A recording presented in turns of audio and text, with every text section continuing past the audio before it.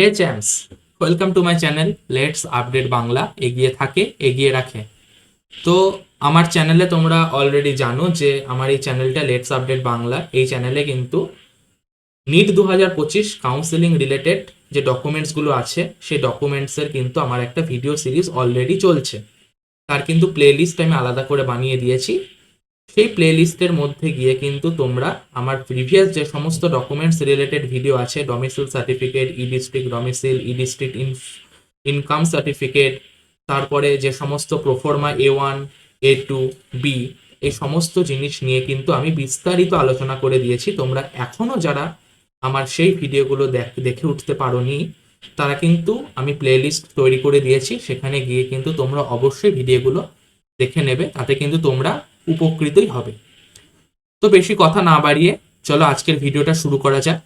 আজকে আমরা যে রিলেটেড ভিডিও এনেছি সেটা হচ্ছে, এত কিছু ডকুমেন্টস বানানোর ভিডিও তো আমি আগে করেছি, কিন্তু টোটাল আর কি কি ডকুমেন্টস লাগবে WBMCC কাউন্সেলিং এর দিন, যেদিন আমরা ফিজিক্যাল ডকুমেন্ট ভেরিফিকেশন করাতে যাব, সেদিন আমাদের টোটাল কি কি ডকুমেন্টস নিয়ে যেতে হবে সেই রিলেটেড ভিডিও কিন্তু আজকে আমি নিয়ে চলে এসেছি। খুব ডিটেলসে, খুব বিস্তারিতভাবে, খুব ভালোভাবে আমি কিন্তু সেগুলোকে আলোচনা করে দেব এই ভিডিওর মধ্যে দিয়ে। তোমরা ধৈর্য ধরে ভিডিওটা স্কিপ না করে প্রথম থেকে শেষ অবধি দেখতে থাকো। তো আজকে এই যে ডকুমেন্টস লিস্টেড আছে টোটাল, সেটা কিন্তু স্টেট কোটা এবং ম্যানেজমেন্ট কোটা ক্যান্ডিডেটসদের জন্য হতে চলেছে। তো যারা স্টেট কোটায় কাউন্সেলিং করাবে ভাবছো আমাদের স্টেটে, মানে WBMCC কাউন্সেলিংয়ে, এবং যারা ম্যানেজমেন্ট কোটায় কাউন্সেলিং করাবে, তাদের জন্য কিন্তু এই ভিডিওটা খুবই উপকৃত হতে চলেছে। তো দেখো, যারা স্টেট কোটা ক্যান্ডিডেট রয়েছে তারা কি কি নিয়ে যাবে। প্রথমেই তোমাদের বলে রাখি যে ক্যান্ডিডেট প্রোফাইল লেটার যেটা রয়েছে, ক্যান্ডিডেট প্রোফাইল লেটার কোনটা, যখন WBMCC কাউন্সেলিংটা শুরু হবে তখন ওদের ওয়েবসাইটে wbmcc.nic.in এরকম করে কিছু একটা ওয়েবসাইট আছে, সেই ওয়েবসাইটে কিন্তু রেজিস্ট্রেশন করাতে হয়। এবার রেজিস্ট্রেশন করানোর পরে, যে রেজিস্ট্রেশনটা আমরা করালাম, সেই রেজিস্ট্রেশন করানোর পরে কিন্তু একটা প্রোফাইল লেটার, যেরকম নিটের যখন আমরা ফর্ম ফিল আপ করেছিলাম, নিটের যখন আমরা রেজিস্ট্রেশন করেছিলাম, তখন যেমন আমাদের কনফার্মেশন পেজ এসেছিল না কনফার্মেশন পেজ, সেরকমই কিন্তু WBMCC কাউন্সেলিং রেজিস্ট্রেশনের দিনও কিন্তু এরকম একটা কনফার্মেশন পেজ তোমরা বলতে পারো, সেরকম একটা বেরোবে, সেটাকে আমরা প্রোফাইল লেটার বলে থাকি। সেটা কিন্তু তোমাদের প্রিন্ট আউট বের করতে হবে এবং সেটাকে কিন্তু নিয়ে যেতে হবে। কালার প্রিন্ট আউট হলেও চলবে, black and white print out হলেও চলবে। তারপরে আর কি নিতে হবে, তোমাদের পেমেন্ট রিসিপ্ট নিতে হবে। পেমেন্ট রিসিপ্ট কোনটা দেখবে, যখন তোমরা রেজিস্ট্রেশন করাচ্ছ তখন কিন্তু WBMCC বোর্ড তোমাদের কাছ থেকে কিছু টাকা চার্জ করবে। সেই যে তোমরা কিছু টাকা সেখানে দেবে, তার যে পেমেন্ট রিসিপ্টটা বেরোবে, সেই রিসিপ্টের কিন্তু প্রিন্ট আউট, সেটা কালার হলেও চলবে, সেটা ব্ল্যাক অ্যান্ড হোয়াইট হলেও চলবে, সেটাও কিন্তু তোমাদেরকে নিয়ে যেতে হবে। আর তোমাদের কি কি নিতে হবে, যে নিটের সময় যে কনফার্মেশন পেজটা বেরিয়েছিল, যখন নিট ফর্ম ফিল আপ করেছিলে তখন কিন্তু একটা কনফার্মেশন পেজ দিয়েছিল, সেই কনফার্মেশন পেজটা তোমাদের নিয়ে যেতে হবে। অ্যাডমিট কার্ডটা নিয়ে যেতে হবে, নিটের অ্যাডমিট কার্ড যেটা, সেটা নিয়ে যেতে হবে। নিটের যেটা র্যাঙ্ক কার্ড বা স্কোর কার্ড, যেটা এই কিছুদিন আগে বেরোলো, সেই র্যাঙ্ক কার্ড বা স্কোর কার্ডটা নিয়ে যেতে হবে। বলে রাখি, নিটের অ্যাডমিট কার্ডে তোমাদের যে ছবিটা তোমরা দিয়েছিলে নিটের রেজিস্ট্রেশনের সময় যে ডেট দেওয়া, যে ছবিটা দিয়েছিলে না, যে ছবির নিচে একটা ডেট লেখা ছিল আর তোমাদের নাম লেখা ছিল, সেই ডেট দেওয়া ছবিটা এবং নাম দেওয়া ছবিটা কিন্তু তোমাদেরকে নিয়ে যেতে হবে। কটা নিতে হবে, যদি পাসপোর্ট সাইজ ফটো আমি বলি, তাহলে পাসপোর্ট সাইজ ফটো তোমরা 4 কপি নিয়ে যাবে।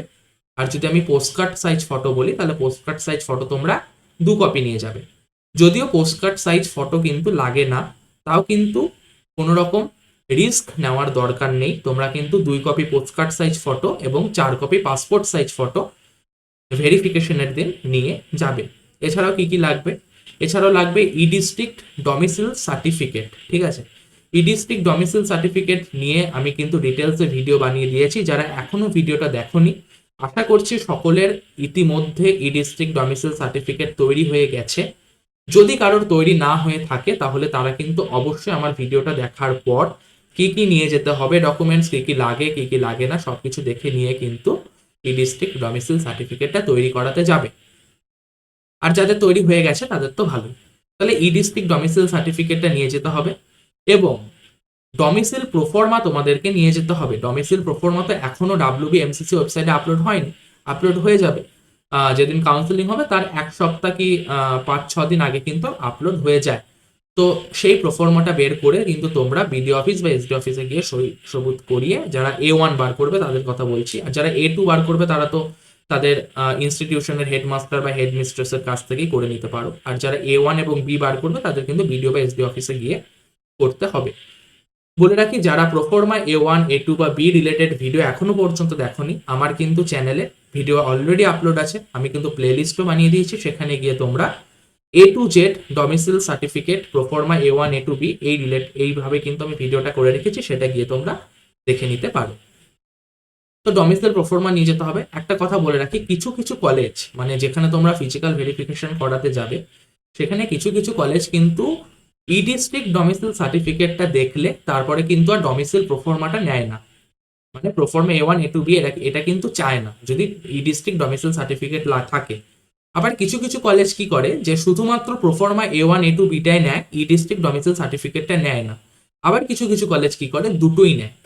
যেমন বর্ধমান মেডিকেল কলেজে আমাদের আগের বার যখন পড়েছিল বর্ধমান মেডিকেল কলেজে কাউন্সেলিং, তখন কিন্তু সেখানে আমাদের কাছ থেকে ই ডিস্ট্রিক্ট ডমিসিল সার্টিফিকেটটা নেওয়া হয়নি।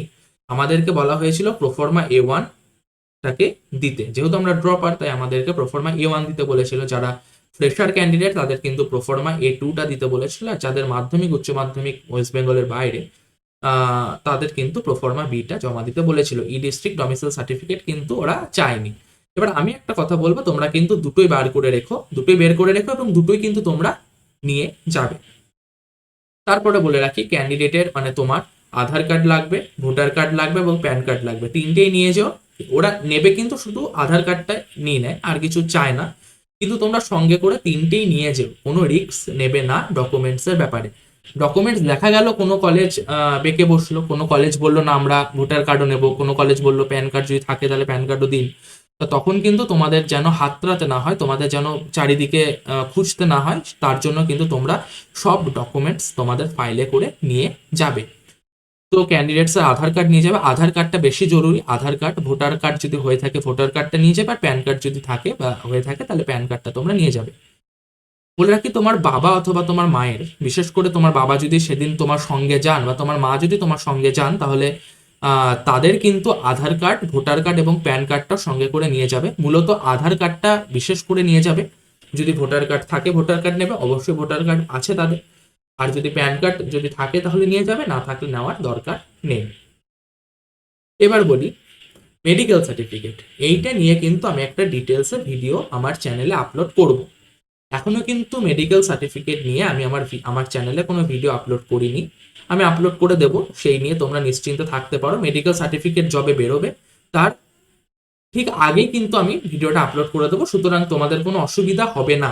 আর তোমরা জানো আমার চ্যানেলে টোটালি অথেন্টিক ভিডিও আমি আপলোড করি, কোনো রকম ইধার উধার কথা আমি কিন্তু বলি না। আমি সবসময় অথেন্টিক নিউজ এবং অথেন্টিক ডকুমেন্টস কিন্তু আমি আপলোড করি। তো তোমরা এই চ্যানেলের ওপর বিশ্বাস রেখে চলতে পারো। যে মেডিকেল সার্টিফিকেট তোমরা কোথা থেকে নিতে হবে, মেডিকেল সার্টিফিকেট কিন্তু রেজিস্টার্ড মেডিকেল প্র্যাকটিশনারের কাছ থেকে নিতে হবে। বিশেষ করে যারা MBBS করেছে তাদের কাছ থেকে নিলেই ভালো। আমি বলবো যে যারা হসপিটাল থেকে নাও, তারা কিন্তু হসপিটালে না গিয়ে যে সমস্ত ডাক্তারদের চেম্বার আছে, সে সমস্ত ডাক্তারদের চেম্বারে গিয়ে পার্সোনাল ভাবে, মানে যেটাকে বলে প্রাইভেট চেম্বার যারা করেন, সেখান থেকে গিয়ে যদি তোমরা মেডিকেল সার্টিফিকেটটা বানাও তাহলে কিন্তু খুব সুবিধা হয়। কারণ আমি এটা লক্ষ্য করেছি যে অনেক সময় ওই যে স্ট্যাম্পটা, সেই স্ট্যাম্পটা কিন্তু যারা প্রাইভেট প্র্যাকটিস করে তাদের যে পার্সোনাল একটা স্ট্যাম্প থাকে সেই ডাক্তারবাবু, সেই স্ট্যাম্পটা কিন্তু বেশি ভেরিফাইড করা হয়। বেশ, তাই মেডিকেল সার্টিফিকেট বেরোবে, এখনো তো বেরোয়নি। মেডিকেল সার্টিফিকেট যখন বেরোবে আমার চ্যানেলে অবশ্যই ভিডিও আপলোড হবে, সেই অনুযায়ী তোমরা সার্টিফিকেট বানাবে। অনেক ব্যাপার স্যাপার রয়েছে যে কিছু জায়গায় চোখের ডাক্তারের কাছ থেকে করতে হয়, কিছু জায়গায় জেনারেল ফিজিশিয়ান এদের কাছ থেকে করতে হয়। তো আবার কোনো কোনো ডাক্তার কি করেন যে দুটো কলম, মানে চোখের ডাক্তারের যেটা করার কথা সেটা কিন্তু সে নিজেই করে দেয়। আমি কিন্তু একজনের কাছ থেকেই করেছিলাম এবং সেটাই কিন্তু আমার ভ্যালিড হয়েছিল। তো ওইগুলো এখন বলে লাভ নেই, যখন মেডিকেল সার্টিফিকেট বেরোবে তখন আমি সেই রিলেটেড টোটাল একটা ডিটেলস ভিডিও কিন্তু আমি বিস্তারিতভাবে আলোচনা করে দেব, তোমাদের সেই নিয়ে কোনো রকম অসুবিধা হবে না। তাছাড়া আর কি কি লাগবে, তোমাদের যে ডেট অফ বার্থ সার্টিফিকেট সেটা কিন্তু তোমাদেরকে নিয়ে যেতে হবে। বলি, তোমাদের যখন 12 পাস করে তোমরা যখন বেরিয়ে গিয়েছিলে তখন কিন্তু তোমাদের স্কুল থেকে লিভিং সার্টিফিকেট বা টিসি সার্টিফিকেট তোমাদেরকে দিয়েছিলেন, ঠিক আছে, হেড স্যার কিন্তু তোমাদেরকে দিয়েছিলেন। আবার টিসি সার্টিফিকেটের সাথে কিন্তু অনেককে ক্যারেক্টার সার্টিফিকেটও দিয়ে দেয়। এবার বলি, অনেক সময় কিন্তু টিসি সার্টিফিকেট বা লিভিং সার্টিফিকেট স্কুল থেকে দেওয়া হয় না, সেই ক্ষেত্রে কিন্তু তোমাকে নিজেকে উদ্যোগ নিয়ে হেড স্যারের সাথে কথা বলে পার্সোনালি, মানে হেড স্যারের কাছে গিয়ে স্কুল থেকে তোমাকে কিন্তু লিভিং সার্টিফিকেট বা টিসি সার্টিফিকেটটা নিয়ে আসতে হয়। তো তোমাদের যাদের যাদের টিসি সার্টিফিকেট বা লিভিং সার্টিফিকেট আছে তাদের তো আছেই, তাদের কোনো প্রবলেম নেই। যাদের এখনো পর্যন্ত নেই তারা কিন্তু অবশ্যই তাদের স্কুলের হেডমাস্টার বা হেড মিস্ট্রেসের সাথে কথা বলে নিয়ে টিসি সার্টিফিকেটটা স্কুল থেকে নিয়ে আসবে। আর একটা কথা বলে রাখি, অনেকে আমাকে এটা জিজ্ঞেস করে যে টিসি সার্টিফিকেটের কোনো ভ্যালিডিটি আছে কি না, 6 মাস ভ্যালিড না 2 মাস ভ্যালিড না 1 মাস ভ্যালিড না 1 বছর ভ্যালিড। বলে রাখি, টিসি সার্টিফিকেটের ভ্যালিডিটি বলে কিছু হয় না। তুমি যেদিন থেকে স্কুল ছেড়েছো, মানে স্কুল থেকে যেদিন তুমি লিভ করেছো, মানে পরীক্ষা দেওয়ার পর, মানে 12 পরীক্ষার শেষে তোমরা স্কুল থেকে লিভ করেছো, টিসি নিয়েছো, তো সেই টিসি সার্টিফিকেটটা কিন্তু তোমাদের হোল লাইফ ভ্যালিড। তো তোমাদের ভ্যালিডিটি নিয়ে চিন্তা করার কোনো কারণ নেই। আর কি কি লাগবে, মাধ্যমিকের সার্টিফিকেট লাগবে। যারা ওয়েস্ট বেঙ্গল বোর্ডে রয়েছে তারা জানো যে ক্লাস 10th যে সার্টিফিকেট সেটা লাগবে, মাধ্যমিকের অ্যাডমিট কার্ড লাগবে এবং মাধ্যমিকের রেজাল্ট কার্ডটা লাগবে। কি কি বললাম, মাধ্যমিকের সার্টিফিকেট, মাধ্যমিকের অ্যাডমিট কার্ড, মাধ্যমিকের রেজাল্ট কার্ড, ঠিক আছে। এবার বলি উচ্চ মাধ্যমিকের কি কি লাগবে, মানে ক্লাস 12 বোর্ডের কি কি লাগবে। ক্লাস 12 বোর্ডের সার্টিফিকেট লাগবে, দেন অ্যাডমিট কার্ড লাগবে, দেন রেজাল্ট লাগবে, ঠিক আছে। আর আরেকটা ডকুমেন্টস যদি তোমাদের কাছে থাকে তো ভালো, অনেকের কাছে থাকে না তো কোনো দরকার নেই লাগার, কিন্তু এটা কারণ এটা ম্যান্ডেটরি নয়, সেটা হচ্ছে ক্লাস 11-এর রেজাল্ট। ক্লাস 11-এর রেজাল্ট অনেক স্কুল দেয়, অনেক স্কুল দেয় না, মানে একটা লিস্ট টানিয়ে দেয় সেখান থেকেই হয়ে যায়, হাতে কিন্তু অনেক স্কুল রেজাল্টটা দেয় না। তো রেজাল্ট কিন্তু স্কুলেই থাকে, তোমরা কিন্তু পরে গিয়ে স্কুল থেকে নিয়েও আসতে পারো, যদিও ক্লাস 11-এর রেজাল্টটা কিন্তু ম্যান্ডেটরি নয়। আমি আবারও বলে রাখছি, ক্লাস 11-এর রেজাল্ট নিয়ে অতটা মাথা ব্যথা না হলেও হবে, কারণ এটা ম্যান্ডেটরি নয়। বিশেষ করে যেটা 15 থেকে 20 নম্বর যে পয়েন্ট আছে সেটা কিন্তু mandatory. Class 10th certificate, 10th admit card, 10th result, 12 certificate, 12 admit card, 12 result. এবার বলি, যারা কাস্ট বা ক্যাটাগরি থেকে বিলং করছো, মানে যারা EWS, SC, ST, OBC, NCL, তাদের কিন্তু ক্যাটাগরি সার্টিফিকেট বা কাস্ট সার্টিফিকেটটা নিয়ে যেতে হবে, অবশ্যই আপডেটেড। এবার বলি, এসসি বা এসটি সার্টিফিকেট কিন্তু আপডেট করার দরকার পড়ে না, ওটা কিন্তু অলরেডি আপডেটেড থাকে। হ্যাঁ, যদি ডিজিটালাইজড না হয়ে থাকে তাহলে কিন্তু তোমাদেরকে এসসি বা এসটি সার্টিফিকেটটাকে ডিজিটালাইজড করে নিতে হবে, মানে ডিজিটাল ফরম্যাটে কিন্তু তোমাদেরকে তোমাদের কাছে রাখতে হবে। অনেকের এসসি বা এসটি সার্টিফিকেট ডিজিটালাইজড নয়, মানে আগেকার দিনে সে হাতে লিখে করে দিত, সে হাতে লেখা কিন্তু সার্টিফিকেট অনেকের আছে। যদিও যারা আমাদের বয়সী, মানে যারা 17 বছর থেকে যারা 20 বছরের মধ্যে রয়েছে, তাদের কিন্তু ডিজিটালাইজড এসসি বা এসটি সার্টিফিকেটই থাকার কথা।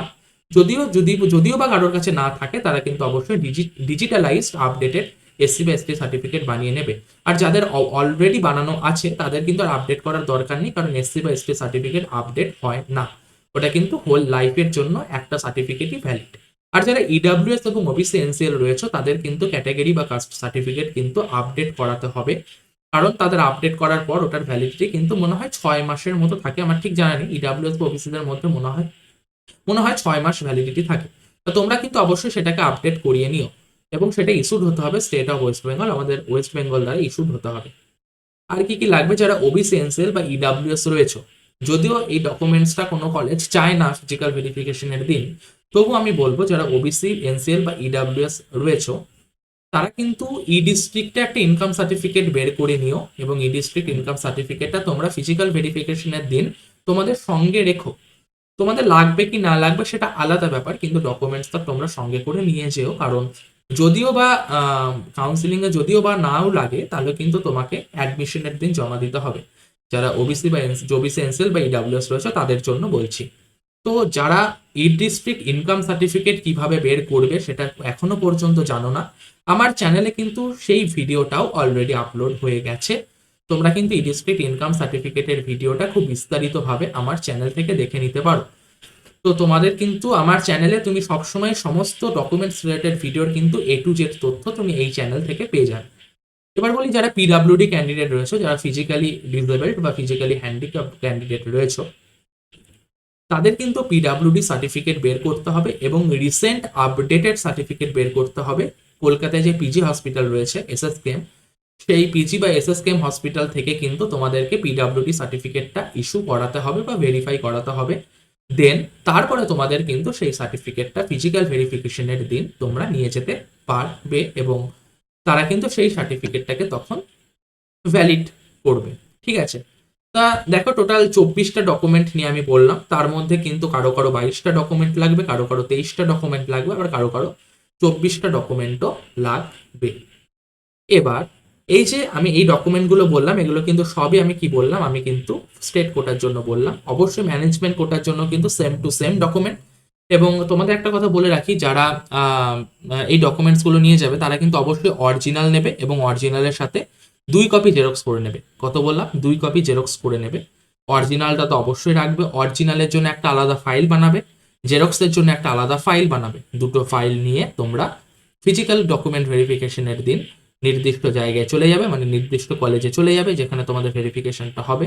তো অরিজিনালের জন্য একটা ফাইল বানালে, জেরক্সের জন্য একটা ফাইল বানালে, তাহলে কিন্তু পুরো ব্যাপারটা তোমাদের খুব সুষ্ঠুভাবে হয়ে যাবে। তোমাদের কিন্তু কোনো রকম অসুবিধার মধ্যে পড়তে হবে না, তুমি যদি আমার ভিডিও ফলো করে থাকো তবেই।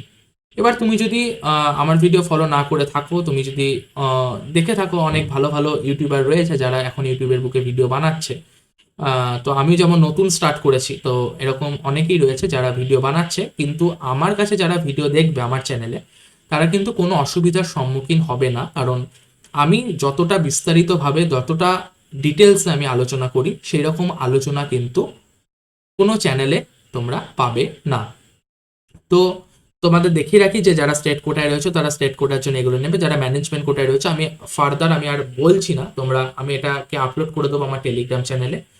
বলে রাখি যারা এখনো পর্যন্ত আমার টেলিগ্রাম চ্যানেলে জয়েন করে নেই, আমি কিন্তু ডেসক্রিপশন বক্সে তার লিঙ্ক দিয়ে দেবো, তোমরা সেখান থেকে টেলিগ্রাম চ্যানেলে জয়েন করে রাখতে পারো।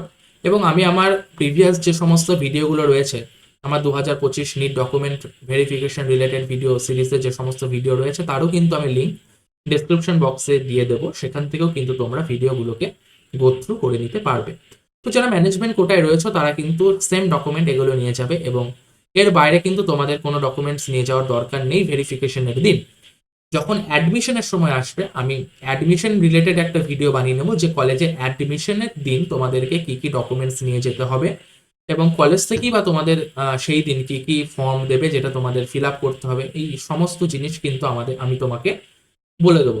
আমি কিন্তু বন্ড সার্টিফিকেট, গ্যাপ সার্টিফিকেট নিয়েও কিন্তু আমি পরবর্তী ভিডিও বানাবো। বন্ড সার্টিফিকেট বা গ্যাপ সার্টিফিকেট বলে রাখি, কাউন্সিলিং এর দিন মানে ফিজিক্যাল ডকুমেন্ট ভেরিফিকেশনের দিন কিন্তু লাগে না।